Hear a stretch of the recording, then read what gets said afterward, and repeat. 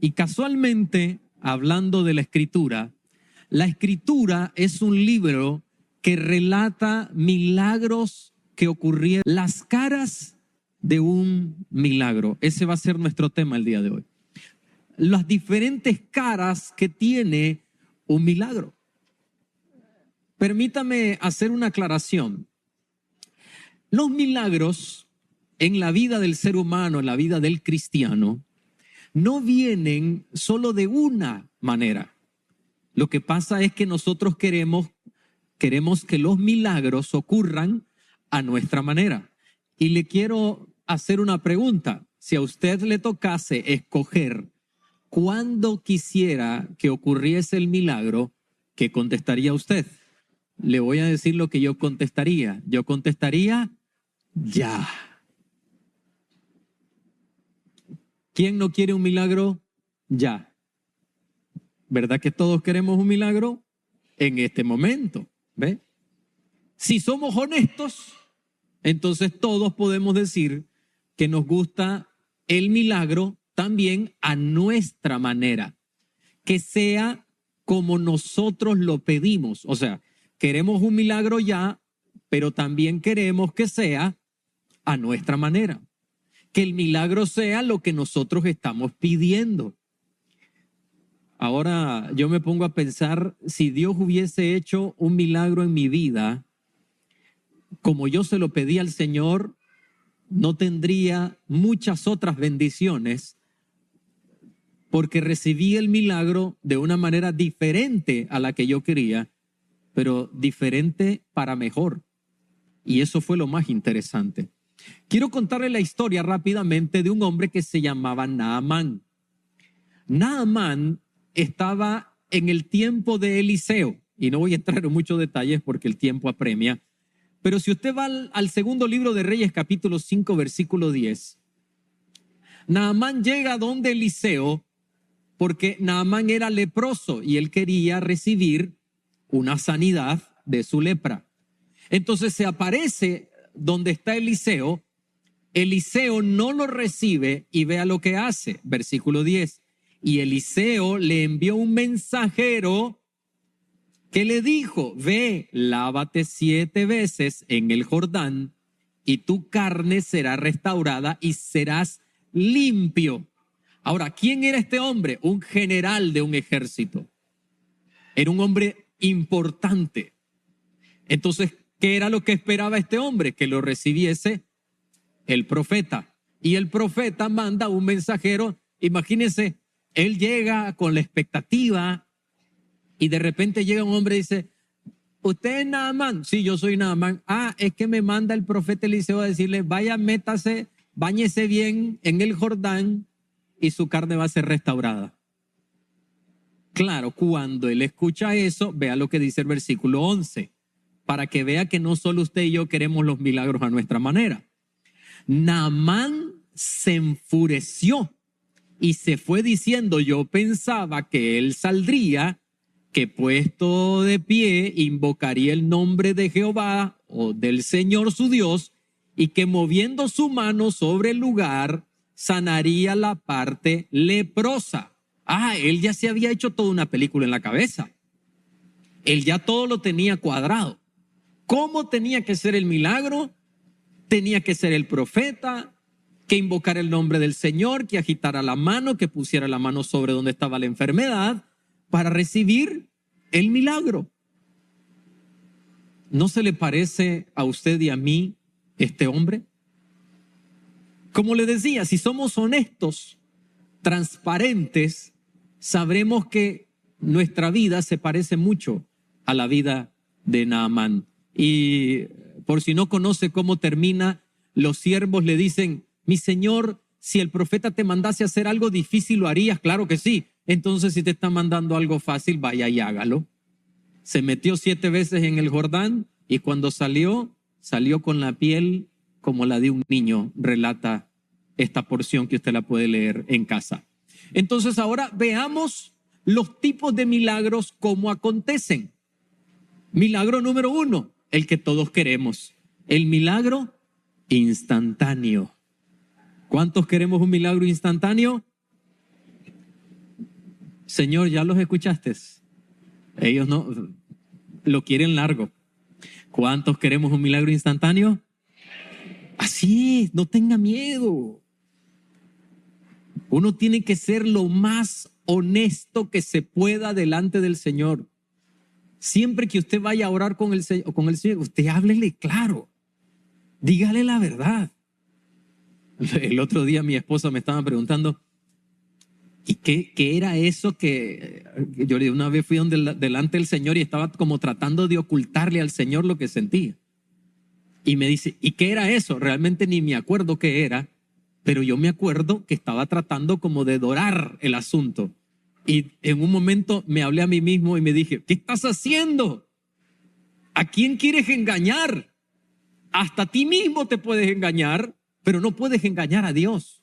Por eso uno tiene que ser honesto en esto. Decirle, Señor, yo lo quiero ya. Yo lo quiero inmediato.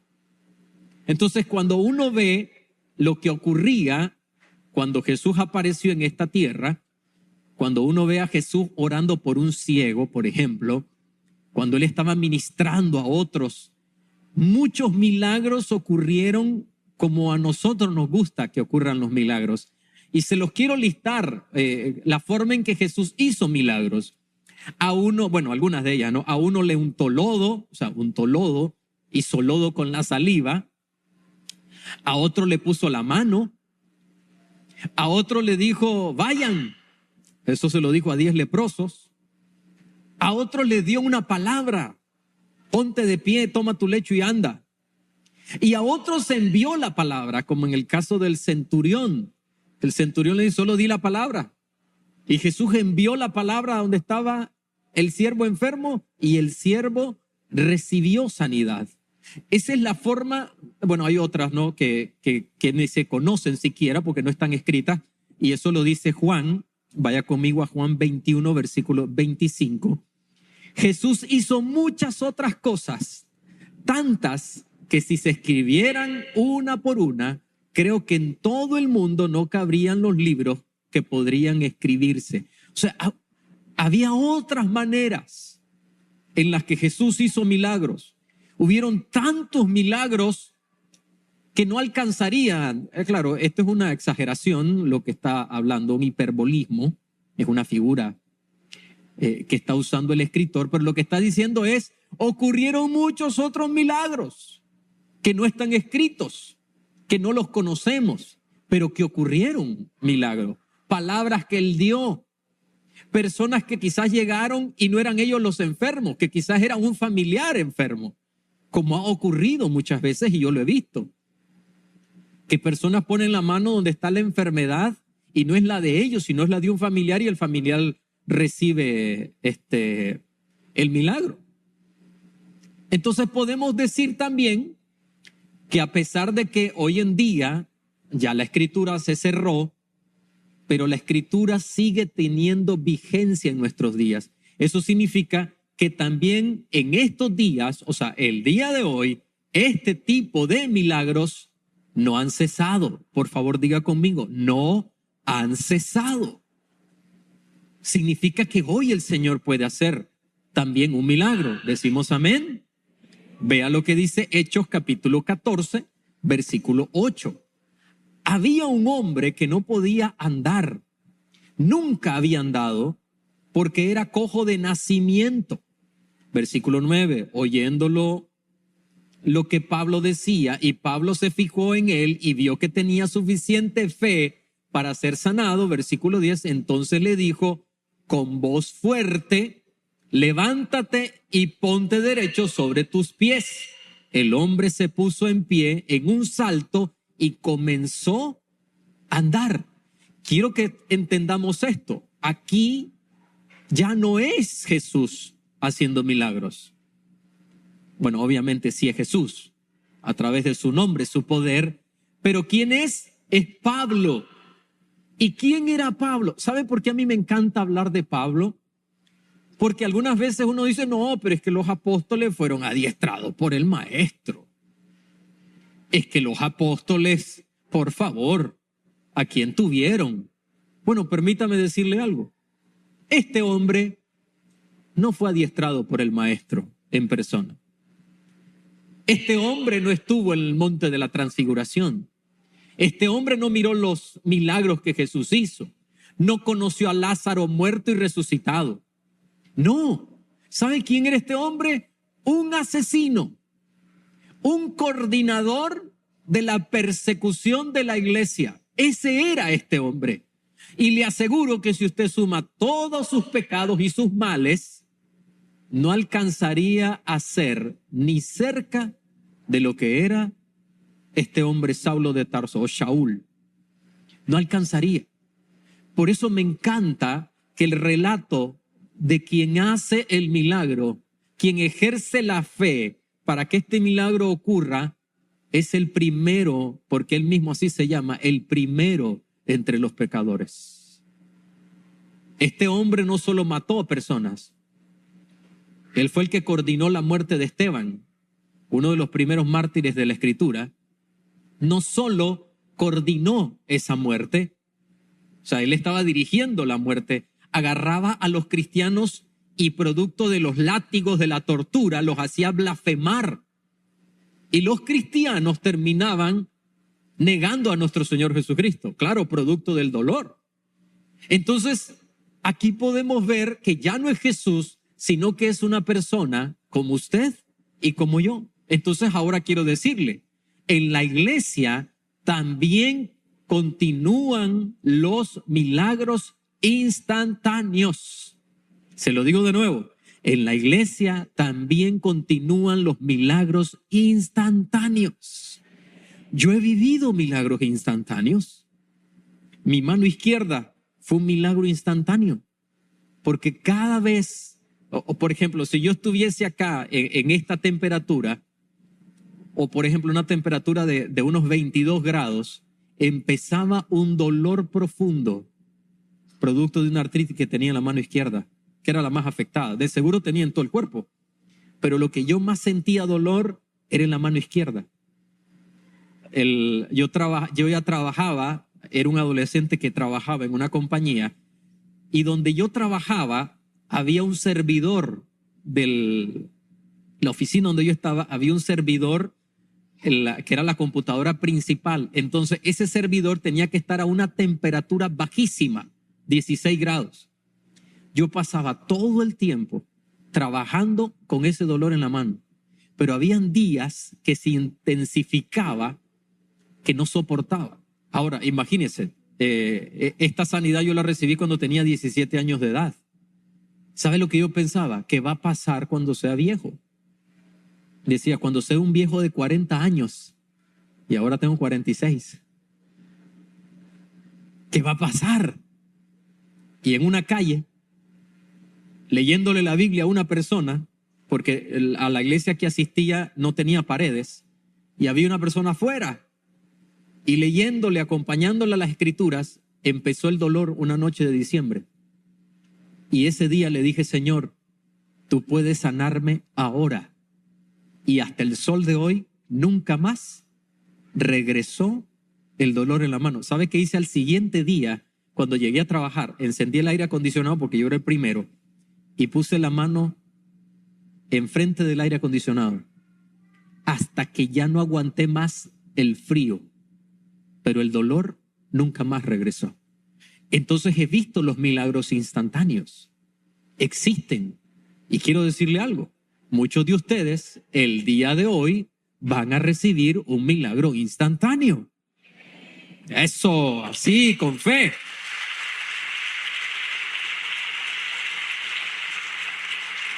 También existen, número 2, un proceso milagroso, que es diferente.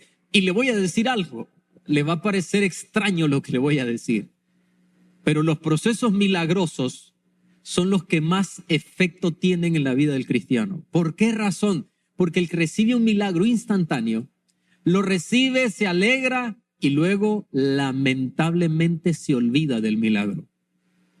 Pero el que va en un proceso milagroso, o sea que Dios va haciendo cada día algo, cada día algo, cada día algo, cada día algo, es una persona que está valorando cada movimiento que Dios va haciendo en ese proceso milagroso. y no crea que esto es algo que no ocurrió en los días de nuestro Señor Jesucristo. Mire lo que relata Lucas.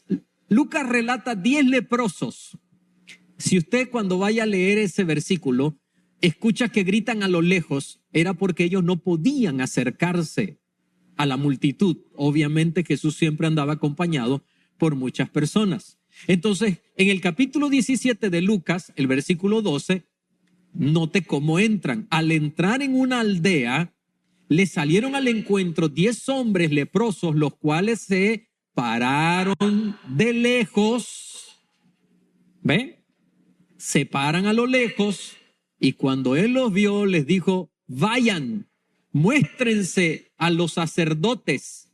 Aconteció que mientras iban, fueron limpiados. No ocurrió allí en el mismo momento el milagro. Ocurrió cuando ellos dieron la vuelta y empezaron a caminar rumbo en la dirección donde estaba el templo. No fue ahí delante del maestro. Ocurrió en un proceso milagroso. No sabemos cuánto tiempo caminó y usted ya sabe el resto, ¿no? Que solo regresa, lamentablemente, solo regresa uno. Yo no sé si vamos a ver a los otros 9 en el cielo, pero le aseguro que ese que sí regresó, ese sí lo vamos a ver en el cielo. Porque ese no solo recibió la sanidad, también recibió la vida eterna. Entonces, podemos apreciar que existe también un proceso milagroso. Número 3, veamos otro. A través de instrumentos de sanidad. Y ahora tal vez nos estará pensando, ¿cuáles son esos instrumentos de sanidad? La Biblia relata también una experiencia que tuvo el apóstol Pablo con Timoteo. Timoteo era su hijo, le manda una carta y vea lo que Pablo le dice a Timoteo. Recuerde, estamos hablando acá del apóstol más importante del Nuevo Testamento.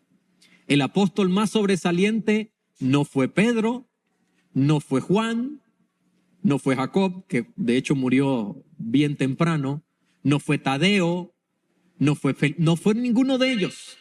El apóstol más importante, sobresaliente de la Escritura es el apóstol Pablo. Ahora vea lo que dice primera carta de Timoteo, capítulo 5, versículo 23.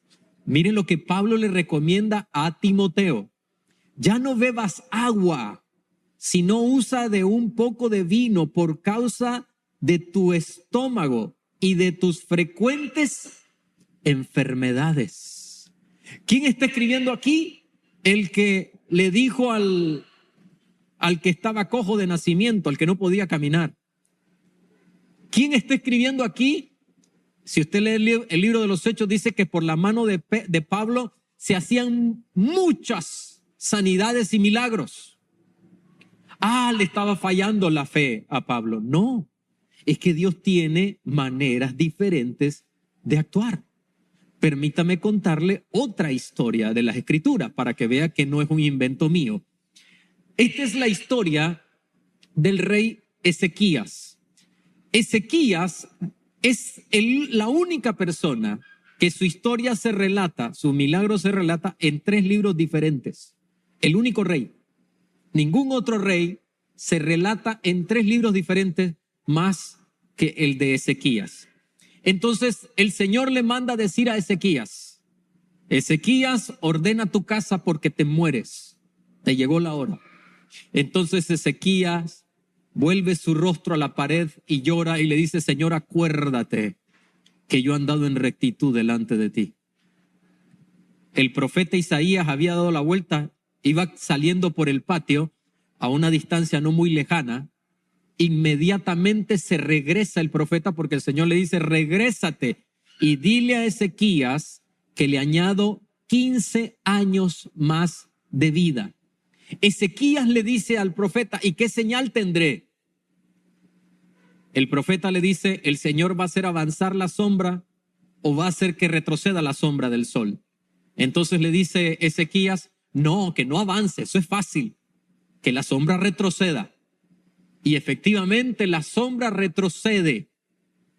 para testimonio a Ezequías. Pero mire lo que dice Isaías, versículo 7 del segundo libro de Reyes, capítulo 20. Y dijo Isaías: tomad masa de higos y ponedla. La pusieron sobre la llaga de quien, de Ezequías, y sanó. ¿Estamos entendiendo bien? El sol, la sombra del sol, en vez de avanzar, retrocede.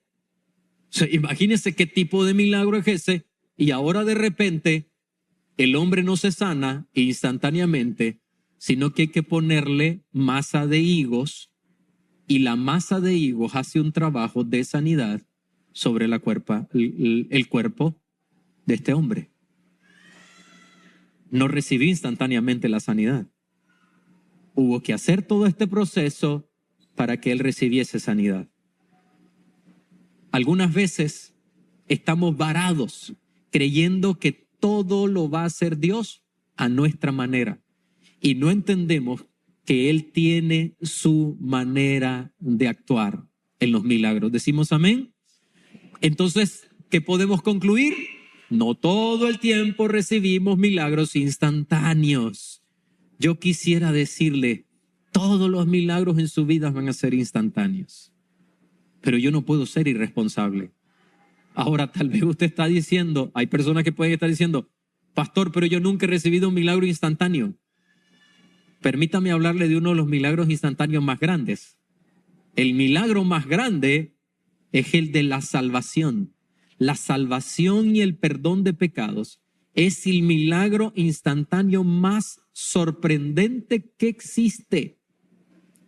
Amén. Es el más grande. Por eso cuando los apóstoles regresan donde Jesús y le dice, los demonios se nos sujetaban, los enfermos eran sanados, y empiezan a contarle los que estaban muertos resucitaban, los enfermos de lepra quedaban limpios. ¿Sabe qué le dice Jesús? No se alegren de eso, porque eso es cualquier cosa en comparación que su nombre está escrito en el libro de la vida. Y permítame decirle esto, el milagro más grande, instantáneo que ha ocurrido en su vida es que su nombre está escrito en el libro de la vida. Amén. Ese es el milagro más grande.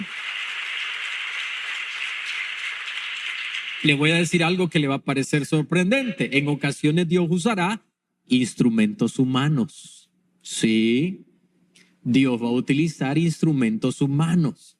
¿Por qué? Porque de repente va a ser el pago de una deuda. En una ocasión teníamos una amistad que no tenía para pagar la monografía de la universidad. Ya había terminado su carrera y habían pasado ya algunos meses y no había podido ahorrar, no tenía el dinero. Entonces un día ella llorando le dijo, Señor, no tengo cómo pagar esto. Todos estos años de esfuerzo y no puedo graduarme. Y vino alguien y le dijo, el Señor me puso en el corazón que pagase una deuda que usted tiene y que usted le pidió a él auxilio. Entonces dígame cuánto es. Claro, cuando le dicen que son en aquel tiempo como $1,500, esta amiga nuestra decía, cuando le diga cuánto es, ¿cómo va a decir? ¿Cómo me va a dar esta persona? Y ahí mismo la persona hizo el cheque y le dijo, vaya y pague. ¿Ve? Fue a través de un instrumento, una persona. Así de simple. También de repente es un empleo el que usted está necesitando y usted conversa con alguien y ese alguien le recomienda y se abre esa puerta. De repente es una puerta de oportunidad de inversión que usted está necesitando y va a utilizar instrumentos humanos. Hay veces es un doctor, es un abogado, un enfermero, un fisioterapeuta. O sea, ¿cuántas personas Dios puede utilizar para traernos ese milagro de cualquier tipo? También de sanidad. Mire lo que dice Jeremías 33:6. He aquí yo les traeré, lea conmigo lo que dice ahí, sanidad y medicina. Y los curaré y les revelaré abundancia de paz y de verdad. Sanidad y medicina. Cuando alguien me dice que está enfermo, que tiene un problema de enfermedad, siempre le digo, hagamos nuestra parte.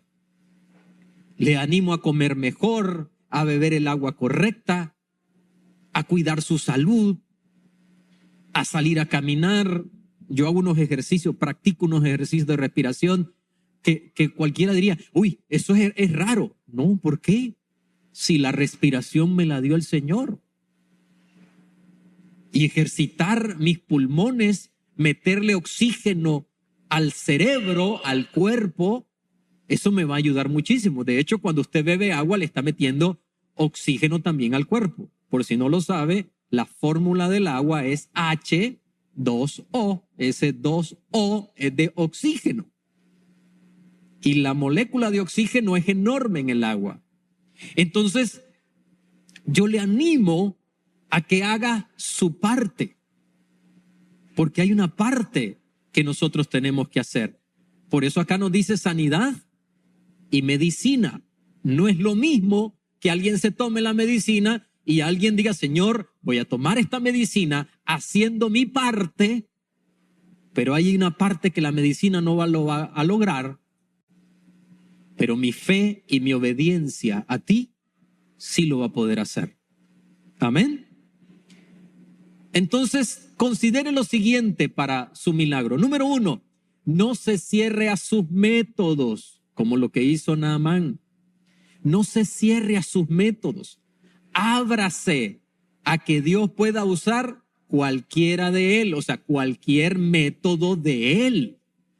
Abra su mente para que él haga como él ha decidido. Imagínese el ciego, Señor, que recobre la vista, y Jesús el ciego, yo puedo entender a este ciego. Yo tengo un oído muy agudo, dependo mucho de mi audición. Escucho cualquier conversación a lo lejos. Así que si un día está hablando, ya sabe que yo estoy escuchando. Entonces, imagino a este ciego con esa audición hiperdesarrollada. Cuando, Señor, que recobre la vista, y de repente escucha a Jesús. ¿Qué estará haciendo? Y de repente escucha como que algo con agua. Hizo lodo y se lo unta en los ojos. Quiero que sepa algo. Son cosas que hay veces no entendemos. Las personas que pierden uno de los sentidos, los otros sentidos se agudizan. Entonces se agudiza el olfato, el oído, el tacto. ¿Qué cree que pasó cuando le puso el lodo que fue provocado por la saliva en los ojos? Ese hombre olió lo que le estaba poniendo y le dijo, ve y lávate. Imagínense que este hombre le ha dicho, qué cochinada la que está haciendo. ¿Ve? Pero es que no es a nuestra manera. Por eso tenemos que abrirnos para que no sea a nuestra manera, para que sea a la manera de Él. Vaya conmigo a lo que dice la primera carta de Pedro, capítulo 4, versículo 10. Ponga cada uno al servicio de los demás el don que haya recibido y sea un buen administrador de la gracia de Dios en sus diferentes manifestaciones. Diferentes manifestaciones. No es a mi manera, es a su manera. Consideración número 2. No deje de tocar, llamar, esforzarse por mejorar su situación. No deje de esforzarse. No deje de orar. No deje de llamar, de estar tocando a la puerta. Quisiera trabajar ahí, vaya, toque la puerta de ese lugar. Me encantaría tener un negocio como ese. Yo no sé qué es la idea que tenemos muchos cristianos. Soñamos con un negocio. Me acuerdo cuando íbamos a la universidad, estaba en el primer año de la universidad, y el profesor de administración empieza a preguntar, ¿y usted qué quiere ser en la vida? Ah, yo quiero tener mi propio negocio. A todos los que les preguntó, todos dijeron lo mismo. Quiero tener mi propio negocio. Cuando llegamos a cuarto año de la carrera, muchos estaban ahí. ¿Sabe cuántos tenían su propio negocio? Casi ninguno. Entonces decían, yo quiero tener una empresa líder en... Y ya decían, ¿en qué, verdad? ¿Y cómo cree que van a llegar a ser líder? Que de repente alguien va a venir y le va a decir, oye, mira ese negocio. Sí, yo he soñado tener ese negocio. Aquí está la llave, es tuyo. Así no funciona. El negocio empieza con el primer paso. Así empiezan los negocios. Entonces, ¿qué tiene que hacer uno? No dejar de esforzarse, no dejar de orar, no dejar de llamar, no dejar de encontrar una manera de mejorar nuestra situación. Si usted le está pidiendo a Dios por una sanidad en su vida, entonces tiene que dar pasos, se lo decía al inicio. Recomendaciones simples, como beber la suficiente agua. Y lo hemos escuchado, el agua es vida. ¿Ha escuchado eso? ¿El agua es vida? Es cierto, beba agua. No agua con azúcar ni nada, no, agua. Agua.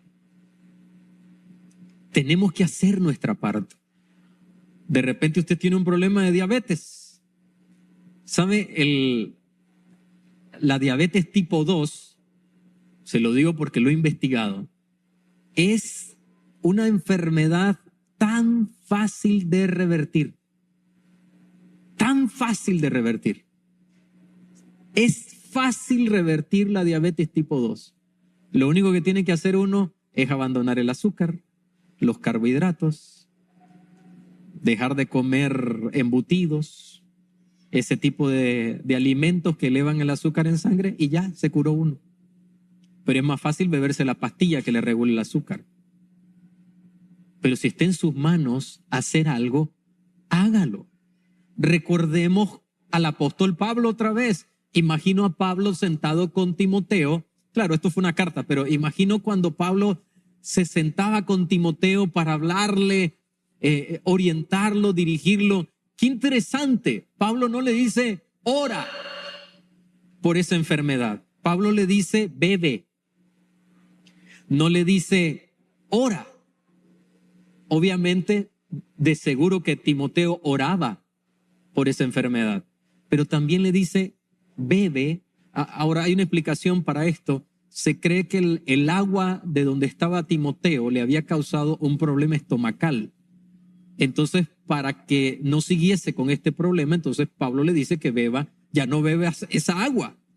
Mejor bebe vino, que es algo extraído de la uva, y obviamente no es como la uva que nosotros consumimos el día de hoy, que está degenerada, y también no es el mismo estilo de vida, es un estilo de vida muy diferente.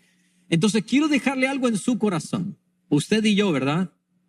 Debemos hacer lo que hay que hacer. ¿Por qué no lo dice conmigo? Debo hacer, en voz alta, debo hacer lo que hay que hacer. Ahora vaya conmigo, Mateo capítulo 7, versículo 8. Pues todo lo que él pide, recibe. Todo el que busca, encuentra. Y todo el que llama, se le abrirá la puerta. Entonces necesitamos entrar en este proceso. Número 3 y último. Dele a Dios toda la gloria sin importar la forma en que venga el milagro. ¿Sabe por qué le incluí esto acá? Porque muchas personas reciben un milagro y se quedan callados. Se quedan en silencio. No le cuentan a otros. ¿Sabe qué le dijo el Señor a aquel hombre que era el endemoniado en Gadara, que se le conoce como el endemoniado gadareno? ¿Sabe qué le dijo? Ve y cuenta cuán grandes cosas el Señor ha hecho por ti. Entonces algunas veces dicen, no, es que me da vergüenza. ¿Cómo nos va a dar vergüenza contar cuán grandes cosas el Señor ha hecho en nuestras vidas. Un día se me acerca alguien y me dice, yo quiero pedirle perdón a Dios por esto que he hecho. Ajá, cuénteme. Hace años y años y años y años atrás, vine a una noche de sanidad. Y esa noche yo recibí un milagro increíble. ¿Y sabe algo? Me lo he quedado callado todo este tiempo. Ahora me contó, ¿no?, lo que le había pasado y me dice, por favor, cuente lo que Dios ha hecho en mi vida. Ahora le voy a preguntar, ¿cuántos de los que estamos acá Dios ha hecho un milagro en su vida? Entonces, primero cuéntelo. Y segundo, cuando ocurra, de la forma en que ocurra el milagro, dele la gloria al Señor. Dele la gloria a Dios. Escuche esta historia triste. Una persona va a una comunidad, oran por la persona, operan a la persona porque tenía cáncer de un tumor, operan a la persona, la abren, no encuentran el tumor, revisan toda la documentación.